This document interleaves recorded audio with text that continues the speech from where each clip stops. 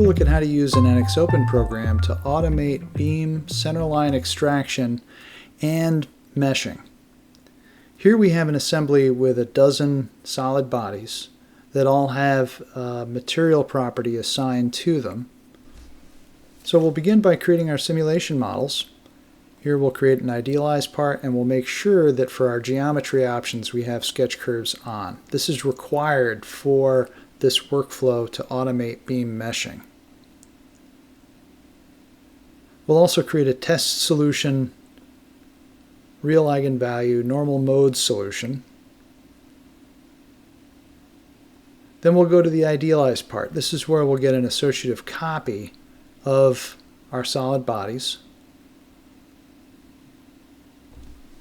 And then we're ready to run the beam centerline extraction NXOpen program that will automate our beam meshing.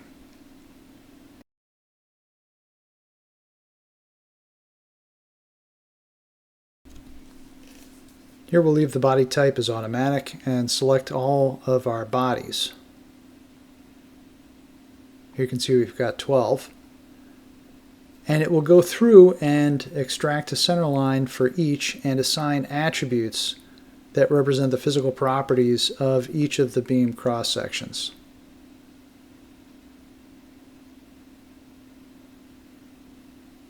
Here you can see the features that get created in the part navigator, which will then be used in the FEM to automate our beam meshing. So let's go to the FEM.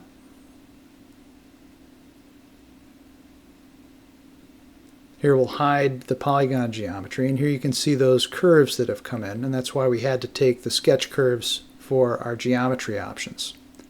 Now we're ready to go into beam mesh automation, and we can drag a box around all of the curves, and you can see it only selects those curves that have been prepared for beam mesh automation with those attributes. Then we can specify a material if we want to override. Here we'll just leave it as inherit, and you can see that it creates all of our beam meshes. All right, I'm going to go into mesh mode for our navigator so that I can select all of our beam meshes, edit the display to turn off the solids, and here it may be better also to turn off the curves as well. And what you'll notice is that all of our beams are not connected, even though this is a welded assembly. So we need to create some connections. We have a couple of different methods that we can use to do that. The first will be a node-to-node editable connection using proximity spiders, where we'll select a core and leg nodes. So for our core node, this will be our source, we'll select one end of one of the beams where we'd like a connection. And then for our target nodes, we'll pick all of the nodes in the model. And here it has given us a warning message saying that there were some nodes that were already selected as a source, and it will deselect those. And then we can use a search distance to find the nodes that we want. So here I'll put in a distance of 25, and let's see what we get. Here you can see that connection looks good. This one, it looks like it didn't quite make it all the way down to the other beam that we want to connect into it. So we need to put in a slightly larger search distance. We'll try 30 instead of 25. And here you can see now we've created connections at all four corners. So that looks good. We'll say OK. And here you can see that RBE2 connection. Another method that we can use also uses proximity spiders, but allows us to select only the leg nodes. So here I can just box select, and we need to do one corner at a time. And here, if you get too many, we can deselect by holding down the shift key.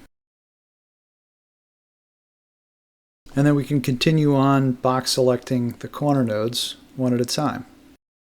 So there's two methods for creating connections, and here, now that we've completed our connections, we can run through our test solve.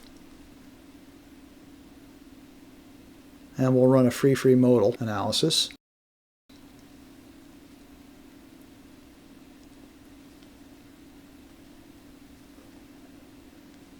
And here we can take a look at the results. We'll look at our first flexible mode.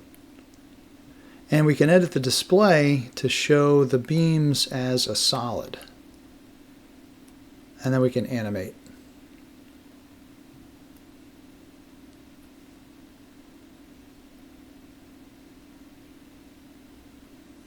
All right, so that looks good. It looks like everything is hanging together. And that's how to automate beam centerline extraction and meshing. Next, we'll look at a caveat with the program and how to work around it. If you have a tube cross-section that has its ends not trimmed normal to the center line, the program will give an error. So here we'll create our simulation files for our tube. We'll create a test solution.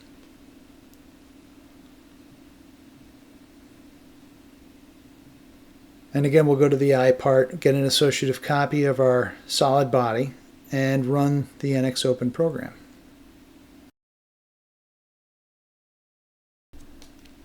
We'll select the body, say OK, and we'll notice we get an error message.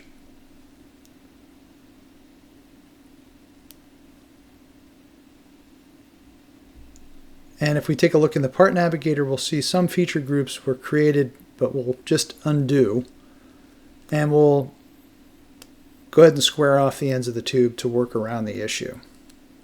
So to square off the ends of the tube, we'll first start by extracting a virtual curve, which is going to be the center line of our tube. And then we'll create a datum plane on curve at the end of our virtual curves.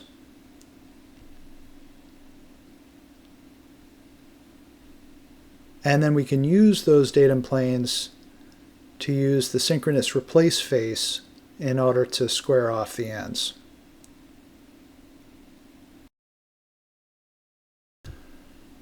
All right, now that we've squared off the ends of our tube, we're ready to run the NX Open program.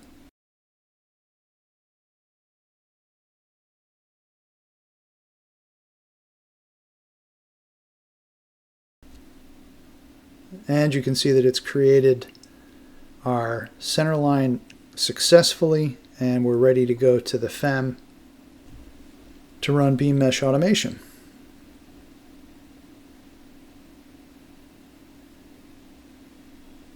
All right, we'll go ahead and box select all of the center line curves,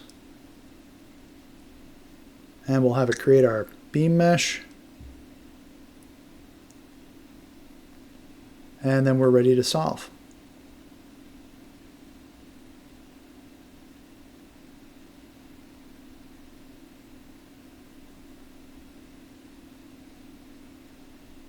And we can look at our results. So that is how to work around the known issue for tubes that have their ends that are not squared off, and also how to automate beam centerline extraction and beam mesh creation.